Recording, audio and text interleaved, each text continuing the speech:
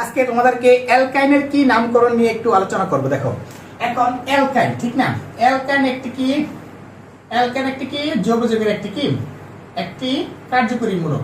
আচ্ছা অ্যালকাইন, আচ্ছা অ্যালকাইন দেখো, অ্যালকাইন হচ্ছে যে সকল যৌগের কি কার্বন কার্বনের মধ্যে কি ত্রিবন্ধন থাকে, তারা হচ্ছে কি অ্যালকাইন। এখন তুমি ত্রিবন্ধনের মাধ্যমে কি অ্যালকাইনকে চিনতে পারবা এবং পাশাপাশি তার কি সাধারণ সূত্র আছে কি CN কত H2N কত মাইনাস কত 2। এটা হচ্ছে কি অ্যালকাইনের কি সাধারণ সূত্র। এই সূত্রের সাহায্যে আমরা মূলত কি বিভিন্ন রকমের কি অ্যালকাইন কি শনাক্ত করতে পারবো। যেমন মনে করো আমি 3 কার্বন বিশিষ্ট একটা অ্যালকাইন নিতেছি, 3 কার্বন বিশিষ্ট। তাহলে 3 কার্বন বিশিষ্ট যদি আমি কি একটা অ্যালকাইন নেই, তাহলে N এর জায়গায় কত 3, C3 কত H কত 2 * 3 মাইনাস কত 2।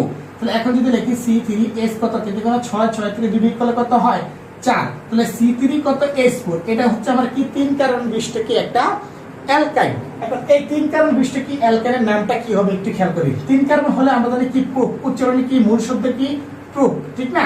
এখন প্রুফের সাথে যদি কি আমরা আইন যোগ করি, কি যোগ করি? আইন। যদি অ্যালকাইন হয় অবশ্যই কি যোগ করবা? আইন যোগ করবা। তাহলে প্রুফের সাথে আইন যোগ করলে কি প্রোপাইন, কি প্রোপাইন, প্রোপাইন। তাহলে বুঝতেছি কি আমরা কি অ্যালকাইনের নামকরণটা কি হচ্ছে। দেখো মূল শব্দ, কি শব্দ? মূল শব্দ, মূল শব্দ যোগ কি আইন। মূল শব্দের সাথে কি যদি আমি আইন যোগ করি তাহলে সে কি তাহলে সেটা কি অ্যালকাইনের নামকরণ হচ্ছে। বুঝতে পারছি?